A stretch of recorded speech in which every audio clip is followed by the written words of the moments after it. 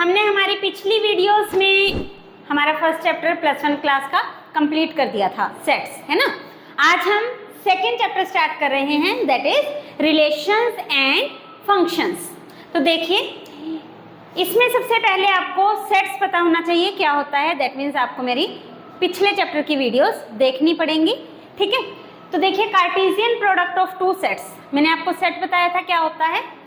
आज हम उसका प्रोडक्ट कर रहे हैं जिसे हम बोलते हैं कार्टेशियन प्रोडक्ट, दो सेट्स का। तो मान लेते हैं let A and B are two sets, मैंने दो सेट्स लिए, आर टू सेट्स, ठीक है।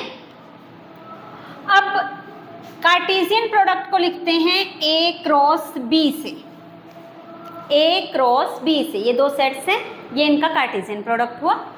इसकी डेफिनेशन क्या होती है, इसमें सारे ऑर्डर्ड पेयर्स आते हैं, ए बी ऑर्डर्ड पेयर्स, ये जो छोटी ब्रैकेट लगाई है कॉमा डाल के दो एलिमेंट्स के बीच में, इसको बोलते हैं ऑर्डर्ड पेयर।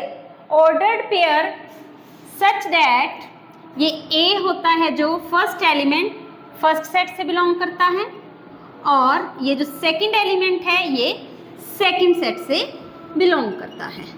तो हम इसको कैसे पढ़ेंगे, A cross B equals to ordered pair A B, या आप सीधा भी कह सकते हैं A B such that A belongs to A and B belongs to B. हम इसको एक एग्जांपल से समझते हैं। देखिए,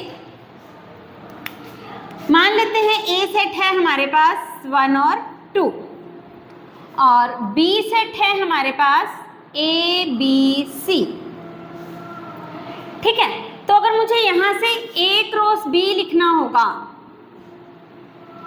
ए क्रॉस बी भी एक सेट ही होगा, ठीक है। ए क्रॉस बी लिखना होगा तो कैसे लिखूंगी, मैंने आपको पहले भी बताया था सेट को हमेशा ब्रेसेस में लिखते हैं। पहले ए लिखा है तो पहले ऑर्डर्ड पेयर के अंदर ए का एलिमेंट आएगा। अब ए का कौन सा, दो एलिमेंट है, कैसे करते हैं, ए के फर्स्ट एलिमेंट को उठाओ, उसको बी के सभी एलिमेंट्स के साथ ऑर्डर्ड पेयर में लिख दो। मतलब 1 को पहले ए के साथ, कोमा 1 को बी के साथ, कोमा 1 को सी के साथ, ठीक है जी। हमने फर्स्ट एलिमेंट को तीनों एलिमेंट्स के साथ लिख दिया बी के। अब क्या करो, दूसरे एलिमेंट पे आ जाओ। अब दूसरे एलिमेंट को बी के सभी एलिमेंट्स के साथ लिखो ऑर्डर्ड पेयर में, 2 को ए के साथ, 2 को बी के साथ, 2 को सी के साथ। हाँ, अगर और एलिमेंट्स होते, ये तो दो ही थे एक के अंदर, अगर 3 एलिमेंट होते तो तीसरे एलिमेंट को भी फिर हम इसी तरीके से लिख देते हैं, ठीक है। अच्छा, अगर मैं आपको कहूँ बी क्रॉस ए लिखो, तो ये तो मैंने ए क्रॉस बी लिख के दिखाया आपको। अगर मैंने आपको कहा बी क्रॉस ए, तो क्या करोगे, अब पहले क्या लिखा है बी, तो ऑर्डर्ड पेयर में पहले जो एलिमेंट आएगा पहले नंबर पे वो किसका होगा, बी का। दैट मीन्स हम क्या करेंगे, पहले बी का फर्स्ट एलिमेंट उठाएंगे, उसको ए के एलिमेंट्स के साथ लिख देंगे, ठीक है जी। अब बी का सेकंड एलिमेंट उठाएंगे, उसको ए के एलिमेंट के साथ लिख देंगे। अब बी का थर्ड एलिमेंट उठाएंगे, उसको ए के एलिमेंट्स के साथ लिख देंगे। तो ये हो गया हमारा बी क्रॉस ए। अच्छा, क्या आप मुझे देख के बता सकते हैं कि क्या ए क्रॉस बी और बी क्रॉस ए इक्वल हैं? इसमें भी A1 पड़ा है मैम, इसमें भी 1A पड़ा है, क्या ये इक्वल हैं?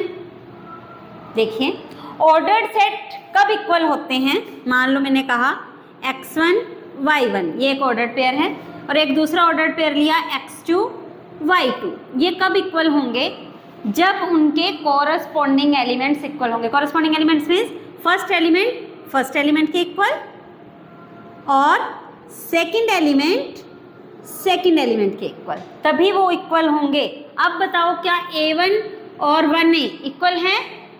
नहीं है, फर्स्ट एलिमेंट इक्वल नहीं है, सेकंड एलिमेंट इक्वल नहीं है, ठीक है। तो A क्रॉस B और B cross A in general equal नहीं होते, ठीक है। तो this is the condition for equality of ordered pairs, कि दो ऑर्डर्ड पेयर कब इक्वल होते हैं, जब फर्स्ट एलिमेंट के इक्वल हो, सेकंड एलिमेंट के इक्वल हो, ठीक है। तो आगे बढ़ते हैं।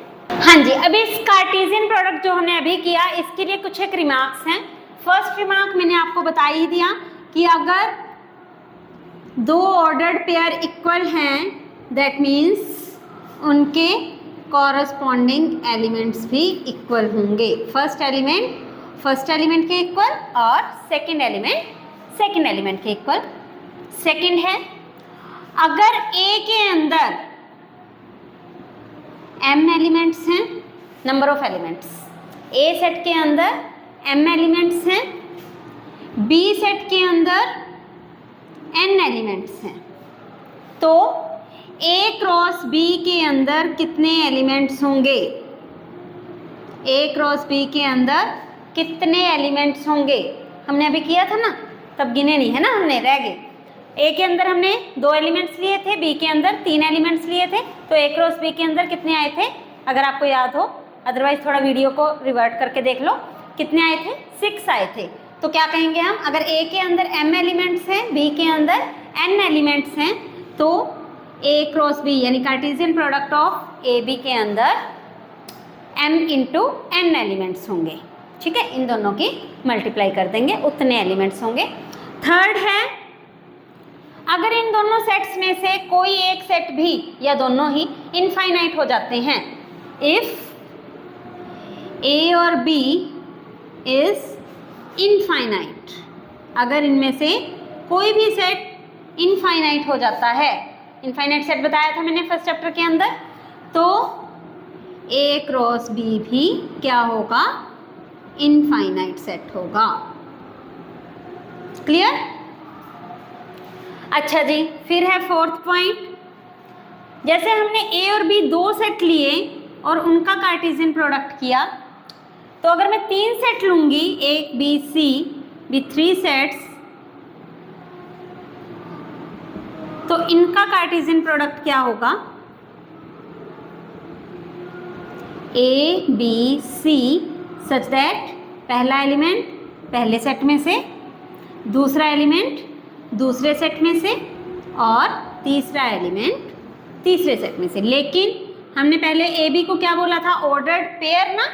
पेयर क्यों बोला था? क्योंकि उसके अंदर 2 एलिमेंट्स थे, ए और बी, एक ए का और एक बी का। यहाँ पे 3 एलिमेंट्स हैं, तो इसको बोलेंगे ऑर्डर्ड ट्रिपलेट, क्योंकि इसके अंदर 3 एलिमेंट्स हैं। ओके, अब हम इसके कुछ एक एग्जांपल्स करते हैं। फर्स्ट एग्जांपल देखिए, if ordered pair x + 1 y - 2 = 3 1, find the value of x and y। 2 ordered pairs आपको इक्वल दिए हुए हैं, तो मैंने क्या कहा था ऑर्डर्ड पेयर कब इक्वल होते हैं? जब हमारा क्या दिया हुआ है हमें, सॉल्यूशन देखिए, दिस इज इक्वल टू 3, 1। मैंने क्या कहा था ऑर्डर्ड पेयर कब इक्वल होते हैं? आप चाहें तो ये लाइन लिख सकते हैं, two ordered pairs are equal if their corresponding elements are equal, that means first element के इक्वल और सेकंड एलिमेंट के इक्वल। 1 उधर जाएगा, माइनस हो जाएगा, तो x की वैल्यू आ गई जी आपकी 2, और 2 उधर गया तो प्लस हो गया, तो y की वैल्यू आ गई आपकी 3। तो ये था आपका फर्स्ट एग्जाम्पल, बहुत इजी था ना। तो बढ़ते हैं सेकंड एग्जाम्पल की तरफ। हाँ जी, सेकंड एग्जाम्पल देखिए, इफ p = p एक सेट दिया हुआ है हमें a b c और q एक सेट दिया हुआ है जिसमें एक ही एलिमेंट है r, form the sets p cross q and q cross p। ये अभी किया था, है ना, मैंने एक एग्जांपल दिया था ना आपको, a सेट लिया था और b सेट लिया था, a क्रॉस b भी बनाया था और b क्रॉस a भी बनाया था, वही चीज़ आ गई। चलो जी करते हैं, p क्रॉस q लिखिए। पहले क्या बताया था मैंने, ब्रेसेस के अंदर पहले p है तो पहले p का एलिमेंट, फर्स्ट एलिमेंट उठाएंगे, उसको q के एलिमेंट्स के साथ ऑर्डर पेयर में लिख देंगे, बट q में तो एक ही एलिमेंट है, तो हमने a को r के साथ लिखा, फिर सेकंड एलिमेंट को लिखा, फिर थर्ड एलिमेंट को लिखा, तो ये बन गया हमारा p क्रॉस q। अच्छा, हमने एक फॉर्मूला भी किया था कि अगर p के अंदर m एलिमेंट्स हैं, q के अंदर n एलिमेंट्स हैं, तो p क्रॉस q के अंदर m इंटू n एलिमेंट्स होंगे। चेक करें, देखते हैं p के अंदर कितने एलिमेंट्स हैं, 1 2 3, 3 एलिमेंट्स। q के अंदर कितने एलिमेंट्स हैं, सिंगल, एक ही एलिमेंट है, तो p क्रॉस q के अंदर कितने एलिमेंट्स होने चाहिए, 3 इंटू 1, दैट मीन्स 3 एलिमेंट्स होने चाहिए। तो देख लेते हैं p क्रॉस q के अंदर 1 2 3, ऐसे नहीं गिनना, 1 2 3 4 5 6, दिस इज 1 एलिमेंट, ठीक है, ये ऑर्डर्ड पेयर एक एलिमेंट है, ये दूसरा एलिमेंट है और ये तीसरा एलिमेंट है। तो कितने एलिमेंट हो गए? 3 एलिमेंट। ठीक है, अब देखते हैं Q क्रॉस P के अंदर क्या बनेगा। Q के एलिमेंट को पहले लिखना है और P के एलिमेंट के साथ ऑर्डर पेयर में करना है, क्योंकि इसमें R है। R को पहले A के साथ, फिर R को B के साथ, R को C के साथ। ठीक है, number of elements P cross Q और Q क्रॉस P में हमेशा बराबर होते हैं, क्योंकि M इंटू N और N इंटू M इक्वल होता है। किया हुआ ना हमने कम्यूटेटिव लॉ प्रोडक्ट के अंदर। ठीक है, तो बढ़ते हैं थर्ड एग्जाम्पल की तरफ। हाँ जी, थर्ड एग्जाम्पल देखिए, हमें 3 सेट्स दिए हुए हैं A B C। A दिया हुआ है 1 2 3, B दिया हुआ है 3 4 और C दिया हुआ है 4 5 6 और हमें ये 4 पार्ट्स निकालने हैं। तो एक एक करके देखते हैं हम। पहला क्या है, हमें क्या फाइंड आउट करना है? A cross B intersection C। Bracket के अंदर पहले B इंटरसेक्शन C है, तो हम पहले B इंटरसेक्शन C निकाल लेंगे। हाँ जी, B और C इंटरसेक्शन याद है? सेट्स वाली वीडियोस देखना पहले। ठीक है, B इंटरसेक्शन C, B और C के अंदर क्या कॉमन है?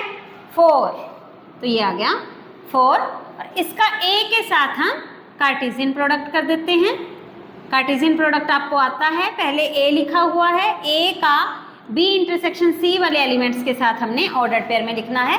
A का फर्स्ट एलिमेंट उठाया 1, उसका 4 के साथ, 2 का 4 के साथ और 3 का 4 के साथ।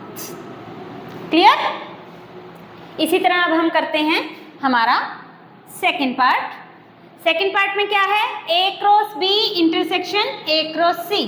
पहले ब्रैकेट में है A क्रॉस B निकालते हैं हम।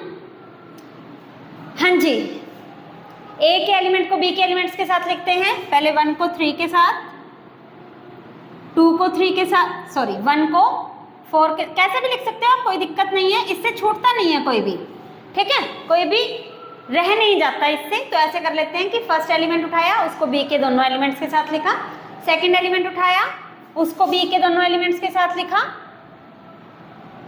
और थर्ड एलिमेंट उठाया, उसको भी B के दोनों एलिमेंट्स के साथ लिख दिया। ये हो गया हमारा A क्रॉस B। अब निकालते हैं A cross C। A cross C, हाँ जी, क्या होगा? 1 को 4 के साथ, 2 को 4 के साथ, 3 को 4 के साथ, फिर 5 के साथ। 1 को 5 के साथ, 2 को 5 के साथ, 3 को 5 के साथ और फिर 6 के साथ। 1 6, 2 6 और 3 6। आई होप आपको दिख रहा होगा ये। ठीक है, अब इन दोनों के अंदर इंटरसेक्शन, इंटरसेक्शन मीन्स इन दोनों के अंदर क्या कॉमन है, कौन कौन से एलिमेंट्स कॉमन हैं, देख लेते हैं जी। 1,3 है इसके अंदर, 1,3 नहीं है। 1,4 ये रहा, ये कॉमन हो गया। ठीक है, 2,3 है, 2 4 है, 2 5 है, 2 6 है। 2,3 नहीं है, 2,4 है, ये रहा 2,4। 3,3, 3 का 4 के साथ है, 5 के साथ है, 6 के साथ है, नहीं है। 3,4 ये रहा दोनों के अंदर। तो ये हो गए इसके कॉमन एलिमेंट्स। क्लियर? तो क्या आ गया? A cross B intersection A cross C के अंदर 3 एलिमेंट्स हैं। कौन कौन से? 1,4, 2,4 और 3,4। अब बढ़ते हैं थर्ड पार्ट की तरफ। B union C। यूनियन क्या था? B और C दोनों के एलिमेंट्स लिख देंगे। 3 4, C के अंदर 4 4 आ चुका, 5 6। और अब इसका करते हैं A के साथ कार्टेशियन प्रोडक्ट। A के अंदर क्या है? 1 2 3, 3 और 4, 12 एलिमेंट्स होंगे, है ना? बहुत ज़्यादा हो जाएंगे, थोड़ा छोटा लिख रही हूँ मैं। 1 को लिखते हैं सभी एलिमेंट्स के साथ, 1 3 1 4 1 5 1 6। 2 को लिखते हैं सभी एलिमेंट्स के साथ, 2 3 2 4 2 5 2 6 और 3 को लिखते हैं सभी एलिमेंट्स के साथ,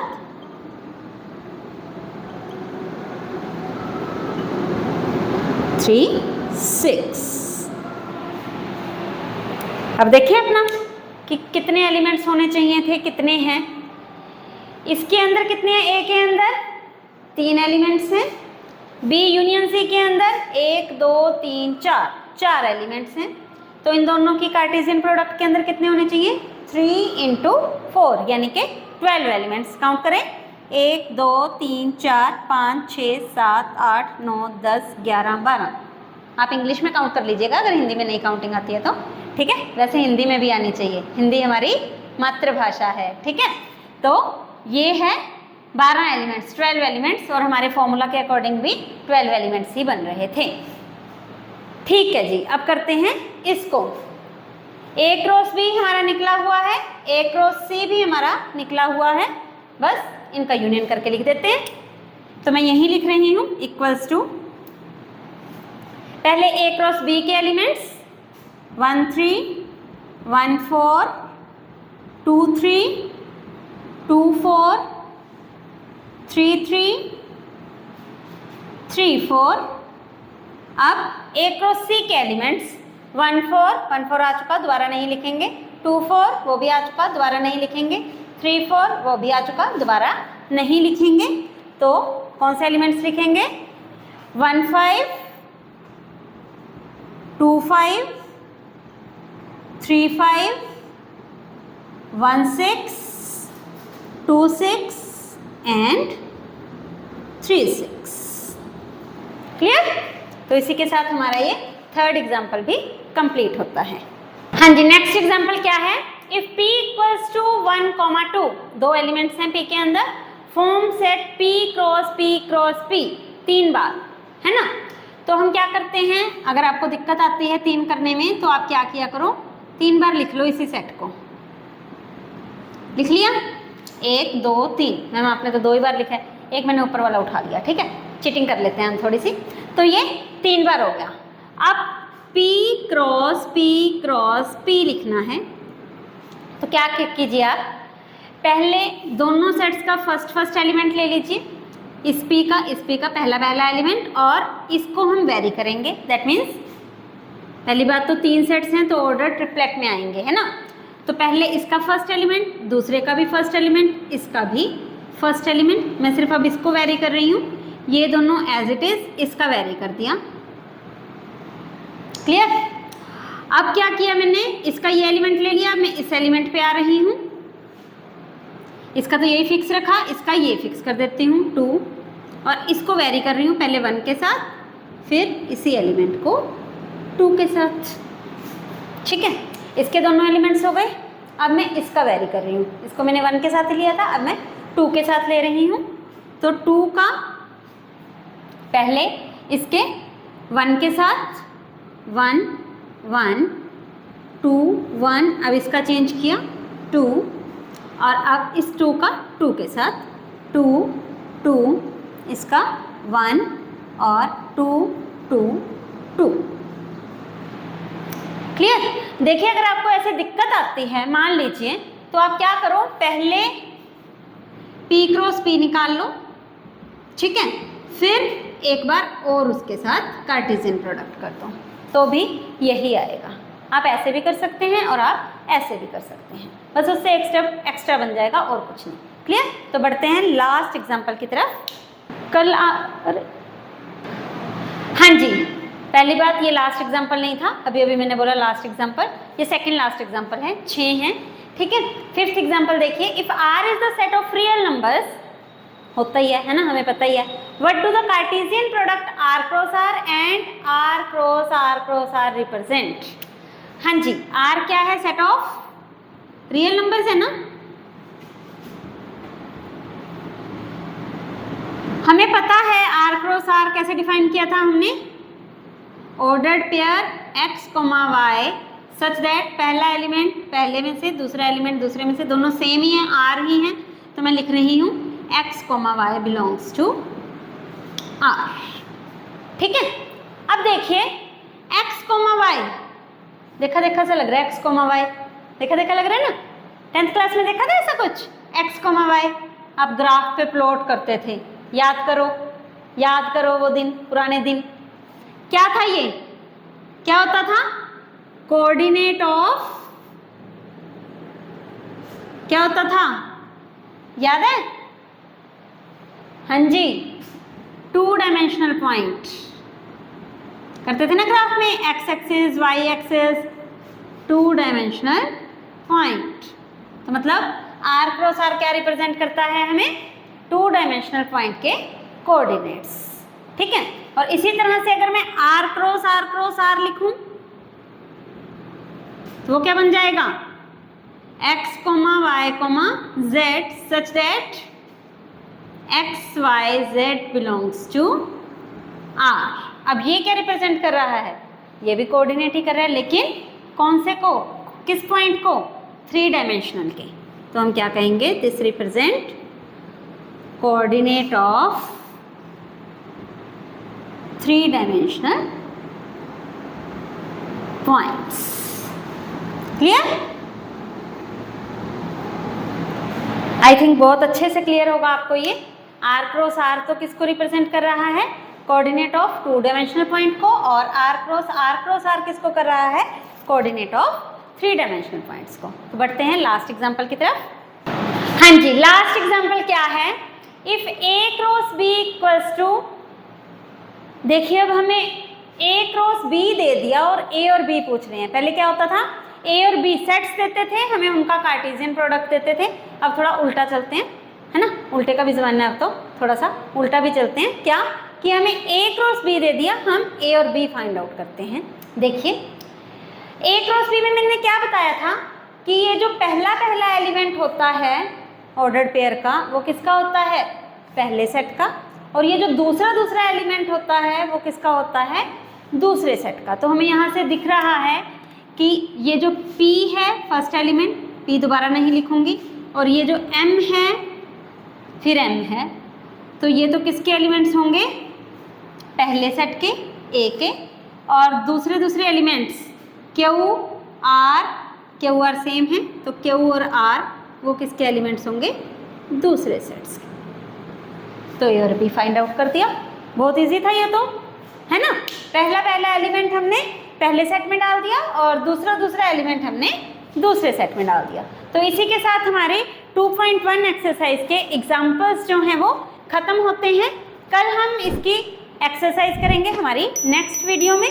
तो अच्छा लगे तो प्लीज़ लाइक एंड सब्सक्राइब।